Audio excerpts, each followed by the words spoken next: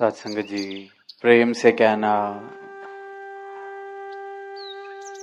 आज यहाँ अलीगढ़ के इस मैदान में आप सबके बीच पहुंचकर बहुत ही खुशी महसूस हो रही है। इस तरह आप सब भी ये जो प्रेम दिलों में लेकर परमात्मा के प्रति भक्ति के भाव दिलों में लेकर सद्गुरु के प्रति शुक्राने के भाव दिलों में लेकर यहाँ पहुँचे हैं, तो आपके भावों को देखकर भी हृदय बहुत प्रसन्न और किस तरह निरंतर पिछली कुछ देर से महापुरुषों ने गीतों द्वारा और वचनों द्वारा परमात्मा के जिक्र किया, भक्ति का जिक्र किया, प्रेम का जिक्र किया और सबको यही आवाज दी कि इस परमात्मा का जिसका तुम नाम ले रहे हो इसके दर्शन कर लो। जैसे दास के पीछे भी जो हरदेव वाणी की पंक्तियां लिखी हैं कि जिसकी भक्ति जिसकी पूजा उसका ज्ञान जरूरी है। तो ये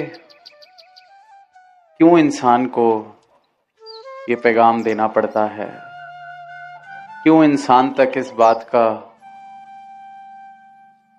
पैगाम कि आओ और रब के दर्शन कर लो।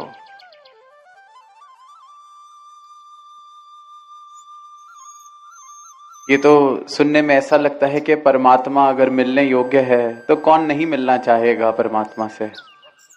परमात्मा को जाना जा सकता है तो कौन नहीं जानना चाहेगा इस परमात्मा को। पर फिर भी ये साकार रूप में आकर परमात्मा अनेकों पीरों के, पैगंबरों के और आज सदगुरु माता जी के रूप में यहाँ इस धरा पर ये पैगाम दे रहे हैं, देते आए हैं कि जिस ज्योत का तू अंश है उस ज्योत को जान ले। इंसान ने अपने जीवन में इतनी उलझने बना ली हैं अपने लिए कि वो उस उलझन में जीते जीते उस उलझन का आदी हो चुका है। इतनी समस्याएं अपने लिए खुद बना के बैठ चुका है कि अब शायद उन समस्याओं के बिना जीना उसको खुद ही नहीं गवारा। इतने भ्रम, इतनी दीवारें, न जाने क्या क्या अपने आसपास ऐसे बना के बैठ चुका है इंसान। उलझ गया है। कहता तो है कि मुझे स्वतंत्र होना है, आजाद होना है, पर आजाद होना नहीं चाहता। शब्द तो उसके कहते हैं कि ये कहाँ हम फंस गए हैं, कैसा ये जीवन में जी रहा हूं, पर उसके परे उससे आगे वो जाना भी नहीं चाहता। कोई उलझन सुलझती है तो कोई नई उलझन फिर वो खड़ी कर लेता है अपने लिए। कोई भ्रम टूटता है तो किसी और भ्रम का सहारा उसको अपने जीवन के लिए चाहिए। अक्सर हमने देखा कि संतों ने जात पात से ऊपर उठने का एक संदेश दिया कि ये जाति पाति के जो ये भ्रम हैं, ये समाज ने जो दीवार बना ली है जाति पाति की इंसान के लिए, इंसान ने अपने मन में ये भ्रम पाल लिया है कि मैं किसी ऊंचे कुल का हूं, किसी नीचे कुल का हूं।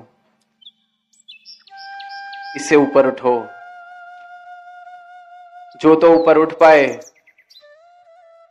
वो तो मुबारक है, पर अभी भी देखते हैं कि कितने बड़े हिस्से में इस देश के कितनी बड़ी एक ऐसी जनसंख्या है जो जीवन अपना इसी आधार पर कि मैं इस कुल का या मैं उस कुल का, मैं इस जाति का या मैं उस जाति का, मैं श्रेष्ठ।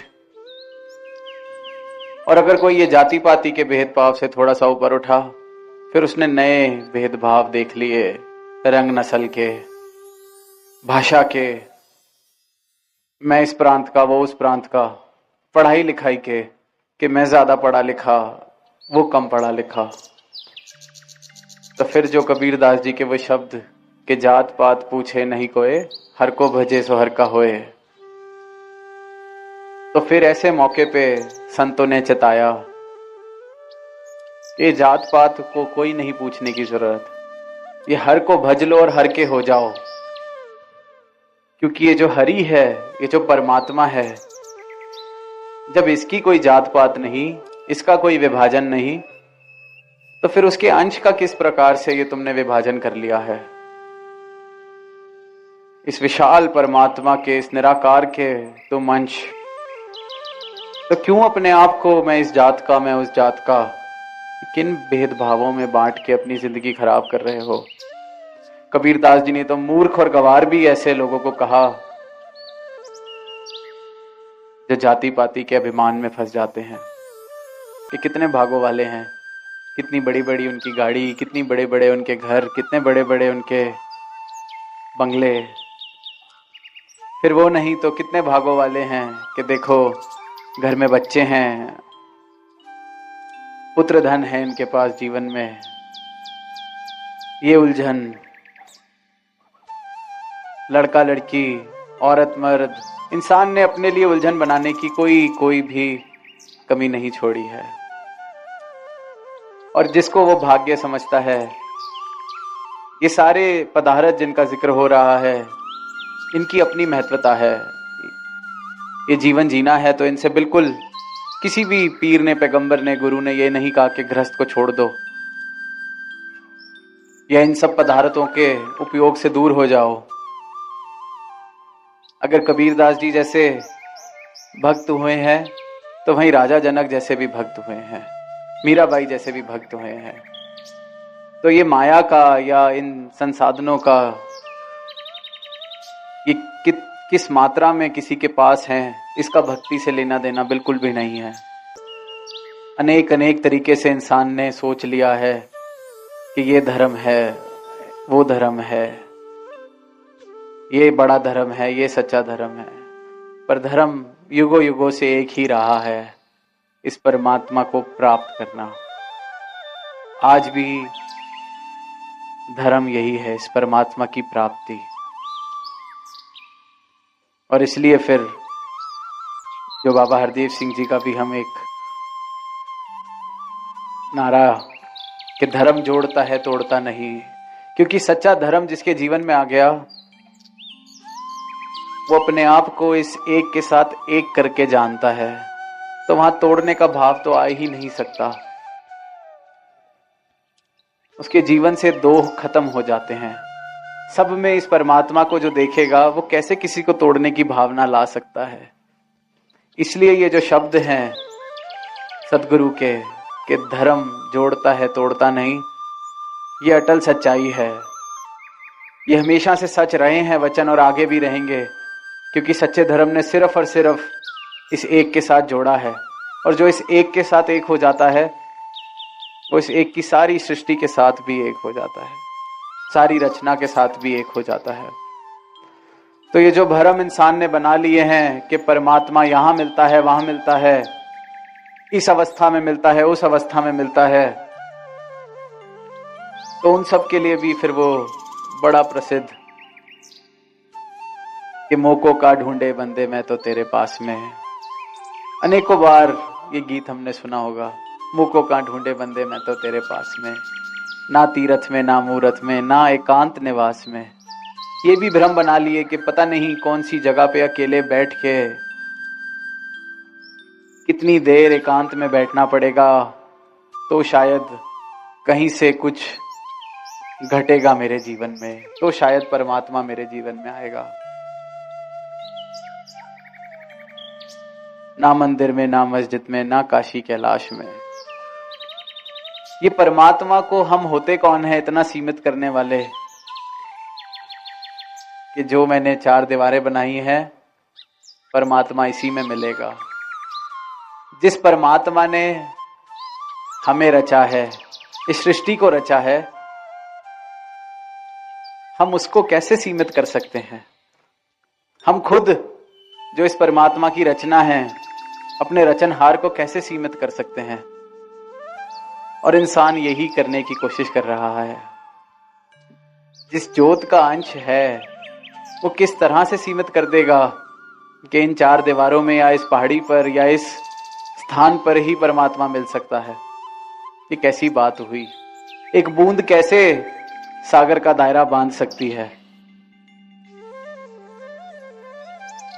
एक चित्र कैसे चित्रकार को या एक मूर्ति कैसे एक मूर्तिकार को सीमित कर सकती है। उसकी झलक जरूर दे सकती है। पर इंसान इतने एक सीधी सादी सच्चाई, बहुत सरल रास्ता इस परमात्मा को पाने का, पर इंसान अपनी उलझनों में ऐसा उलझा हुआ। और इसलिए फिर सदगुरु कृपा करते हैं, इन उलझनों को दूर करते हैं। वो ऐसे उलझनों को दूर करते हैं कि जीवन के सारे मसले, सारे भ्रम फिर दूर होने लगते हैं। आज भी हमने अवतार बानी की उन पंक्तियों का जिक्र सुना कि सदगुरु मैनू चरनी लाया, भरम भुले का सब गवाया। मेरे जितने भरम, जितनी भी उलझने, जितने भी मसले मैंने बनाए हुए थे, सब खत्म। और इसलिए फिर एक एक महापुरुष ने आज यही आवाज सब तक पहुंचाने का प्रयास किया कि अगर कोई यहां पहली बार इस आवाज को सुन रहा है मिशन की, तो ये अपने जीवन से उलझनों को तुम भी सुलझा लो। ये मुमकिन है। ये जो कंधे पर इतना बोझ लिए अपना जीवन जी रहे हो, इसको उतार दो। ये जो बेकार के मसले हमने खड़े कर ली हैं, इससे मुक्त हो जाओ। ये जो जीवन जिसमें सिर्फ और सिर्फ दुख प्राप्त कर रहे हो, उस दुख से मुक्त हो जाओ। इसलिए ये प्रयास, इसलिए ये आवाज कि आओ रब दे दर्शन कर लो। और दर्शन इसलिए पहले जरूरी है क्योंकि अगर दर्शन नहीं किए होंगे तो मेरी भक्ति कैसे शुरू होगी। अब अगर वो कुएं के मेंढक ने समुद्र देखा ना होता, सिर्फ समुद्र की बात सुनी होती और वापस आके सबको जताने की कोशिश करता कि समुद्र जैसा कुछ होता है, पर उसने अगर खुद नहीं देखा होता, तो वो जो कुएं का मेंढक था जिसने छलांग लगाई और कहा बेवकूफ किसी और को बनाना, तो वो भी सोचता कि मैं भी शायद बेवकूफ बन के आ गया हूं, समुद्र जैसा कुछ होता नहीं होगा। इसलिए सदगुरु ने हमेशा पहले दर्शन, कि इसको देखो, इसके दर्शन करो, फिर भक्ति करना, ताकि फिर तुम डावाडोल ना हो इस राह पर। क्योंकि संसार में जी रहे हैं, अनेकों हमने पैमाने बना रखे हैं परमात्मा के होने ना होने के, जिनको हम सिद्ध करने की कोशिश करते हैं कि जो मैं मांगता हूं वो मिल जाता है तो परमात्मा है। तो एक गुरु को पता है कि संसार में चलते चलते लोग अनेकों ऐसे बुलेखे खड़े करेंगे कि तुम तो इतना नाम जपते हो परमात्मा का, तुम्हारे पास धन क्यों नहीं है। इसलिए सदगुरु ने दर्शन कराए कि पहले दर्शन कर लो। फिर यहां तक आजादी दी है कि इसको टटोल लो, देख लो, जो मन में सवाल हैं सारे मुक्त, सारे जवाब ले लो। इसलिए ये सत्संग भी बख्शा है। जो जो धूल चढ़ा के आते हो इस संसार से, सारी साफ करते चलो। और फिर जब समर्पण करो तो ऐसा समर्पण जीवन में आए कि फिर वो डावाडोल वाली अवस्था ना बने। तो जिनके जीवन में ऐसी कृपा सदगुरु की आ चुकी है, जिनके जीवन में सदगुरु आ चुके हैं, तो उनका जीवन तो जो बड़े भाग मानस तन पावा, पहले ही इतने भागों से मिलने वाले जीवन में उससे भी ज्यादा और भागों वाली बात हो चुकी है कि सदगुरु भी जीवन में मिल गए। उन्होंने अपना ज्ञान भी दे दिया। अब हम उसकी संभाल कर सकें, अब हम जीवन प्रतिपल इस एहसास में जी सकें कि मैं किसका अंश हूं, किसकी मुझे भक्ति करनी है, किस प्रकार से मेरा जीवन हो। पहले दर्शन।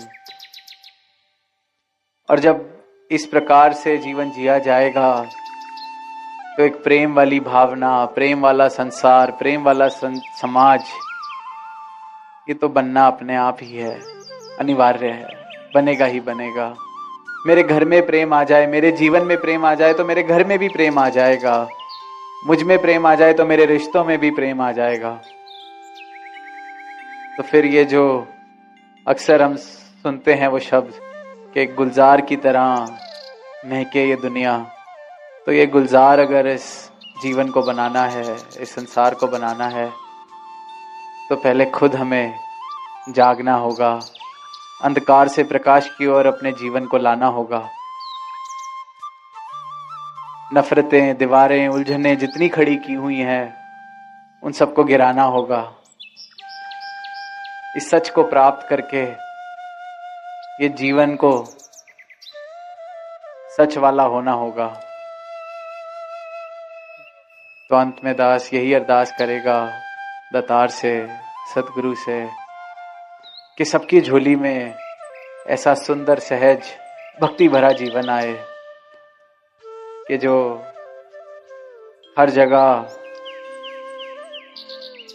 अपने कर्मों द्वारा, और कर्म भी जो मन और वचन और कर्म एक जैसे, ऐसा जीवन सबके हिस्से आए ताकि शब्दों की जरूरत ना पड़े इस सच के प्रचार के लिए, ताकि ये जीवन ही इस सच की खुशबू को इस तरह फैलाए कि ना चाहते हुए भी ये संदेश हर जगह पहुंच सके। तो इन्हीं शब्दों के साथ दास इजाजत देगा। साथ संगत जी प्यार से कहना